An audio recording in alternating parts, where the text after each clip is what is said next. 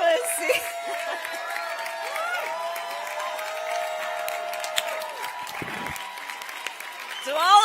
To all of us, applause to all of us.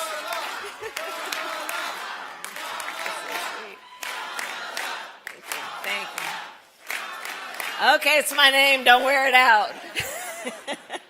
Thank you all. That means I love you back, you know that. We've all been in these rooms together for many years, and I had a chance to greet all of the members of the podium earlier today. And Ken, I just want to say in front of everybody, thank you for your leadership. You've been doing an extraordinary job. Thank you. Thank you.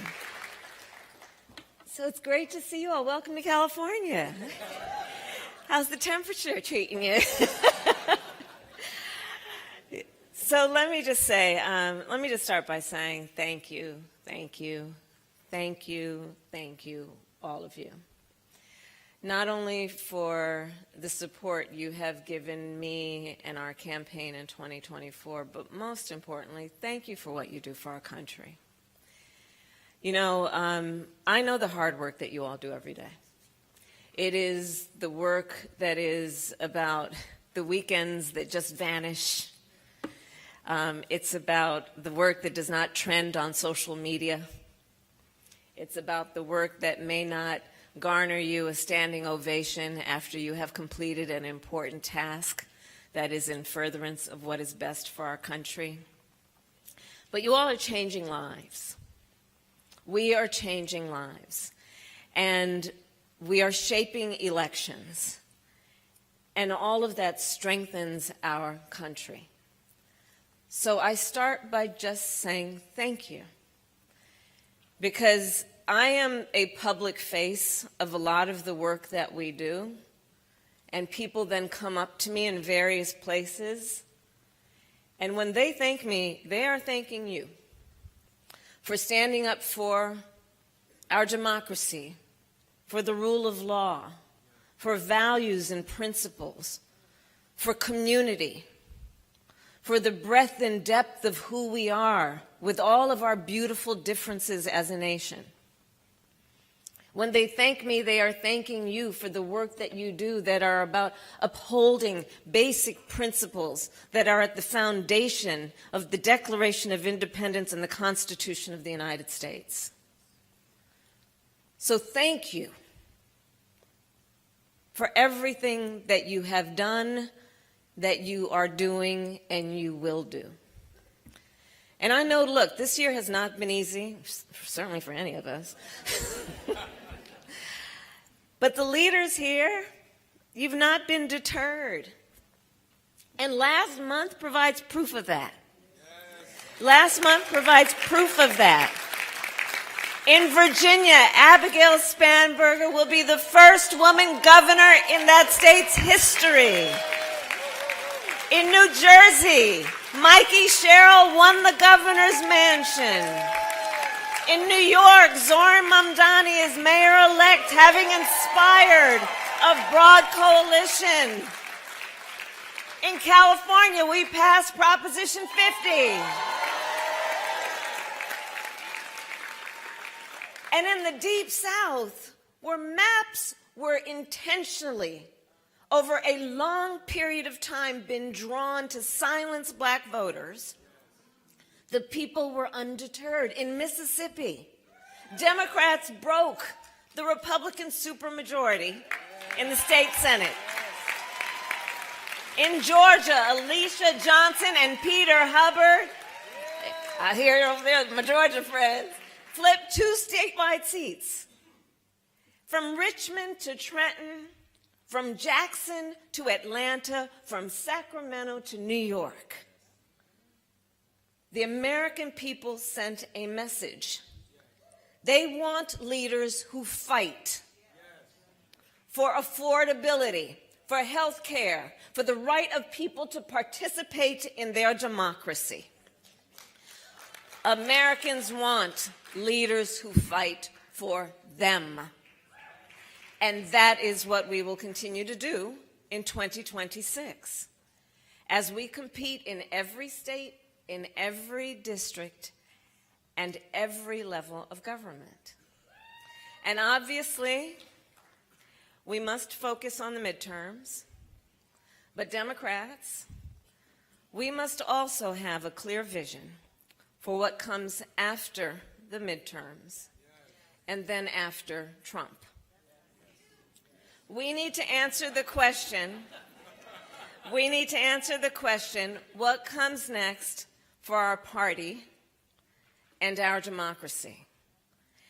And in so doing, we must be honest that for so many, the American dream has become more of a myth than a reality.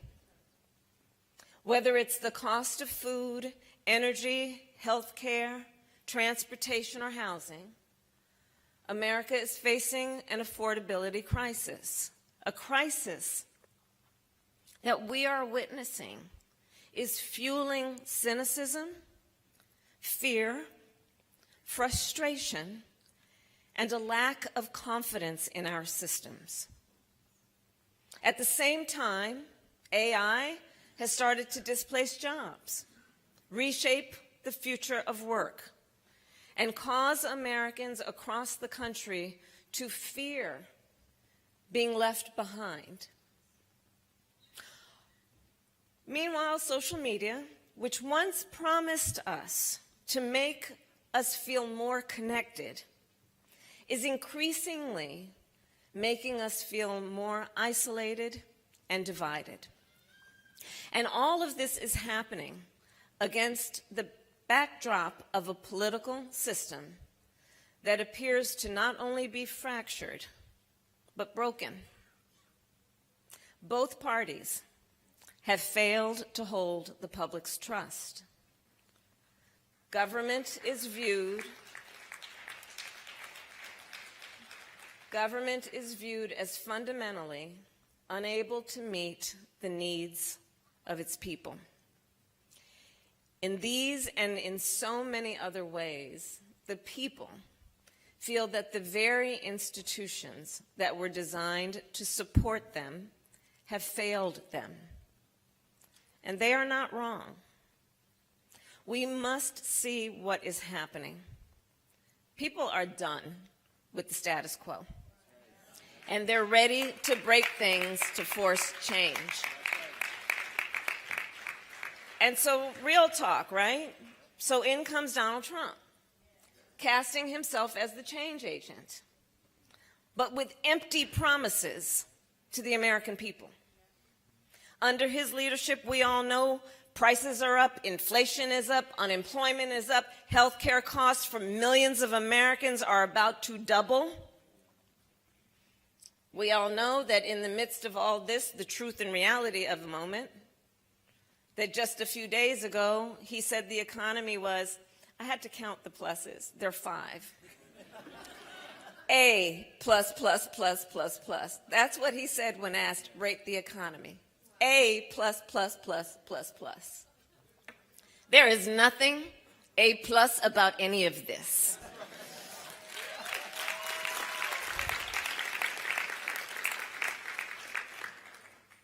But real talk, we must be candid and clear. Donald Trump is not the only source of our problems.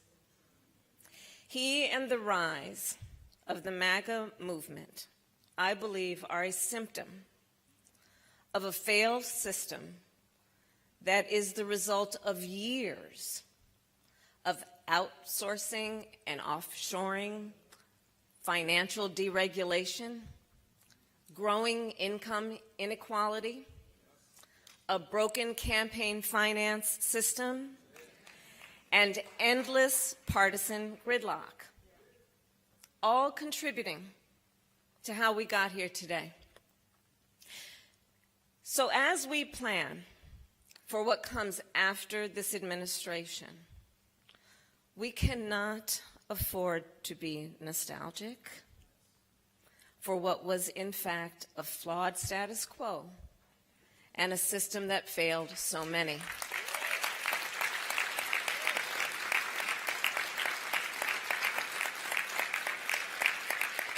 We cannot advocate for nor settle for a simple return to what existed in the past. the work ahead requires us to reinvent, to innovate, to inspire, and understand that the task before us is not just a political project. It must be a project of civic renewal. It must be a project of civic renewal. Many of you know, throughout my career, I have invoked a consistent mantra: the power is with the people.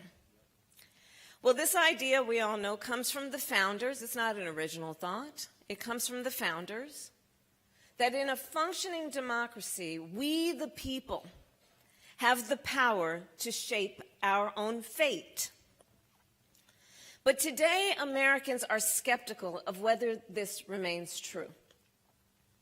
Americans wonder whether hard work alone is enough to ensure a good future for themselves and their families.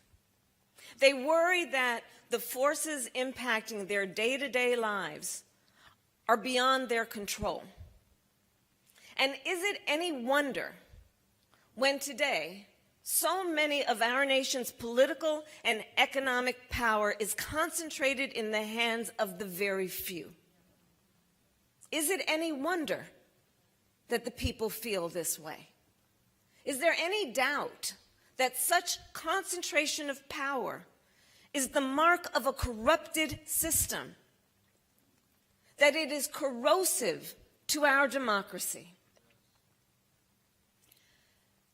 So a primary task, I believe, must be to confront this excess concentration of power and provide greater agency to everyday citizens. We must reform our institutions in ways that will put the people back in charge, in a way that actually promotes the general welfare. And while a project of civic renewal may sound lofty, especially given the challenges of this moment, I believe that it is a necessary endeavor and that it be grounded in certain values that I know we all share. The values that all forms of work contribute to the public good and deserve dignity, and all Americans performing that work deserve to be rewarded fairly. That in addition to economic security, Americans' well-being also depend on health, safety, and connection with family and community. That technology should be harnessed on behalf of the public interest, and at its best, it should always seek to enhance human ingenuity, not replace it, to deepen our connections, not sow distrust among us. That the government derives its legitimacy from the people, and so it must be responsive to the actual needs of the people, be more transparent in its activities, and most of all, that it cannot be bought by outside interests.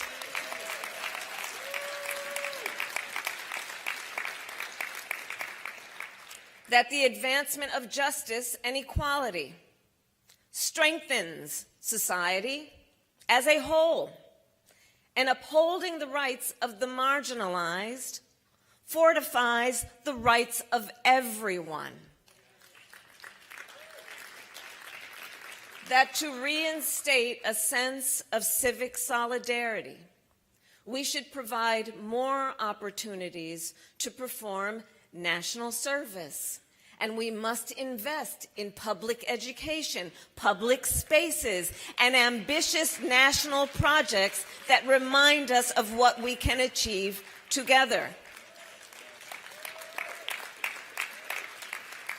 and that the strength of a pluralistic society requires that we embrace our differences with more than just tolerance, but with mutual respect and trust, with the belief that though we are different, each of our fellow citizens is a neighbor. These are the values that I believe must guide our project of civic renewal. So going forward, let us make a new commitment to the common good, one that declares our country will be commanded not by big corporations or career politicians, not by the elite or wealthy, but by everyday citizens, each working to fulfill their potential, not just for the betterment of themselves, but for the betterment of the country. A commitment that declares that the power of this country does not belong to any king or set of oligarchs. It belongs to we the people. And I'll close by saying the stakes have never been higher, but we are clear-eyed with grit, determination, and fire that this moment demands. That when you know what you stand for, you go out and you fight for it. We fight for the future. We fight for the people. And we love our country. I thank you all very much. Thank you.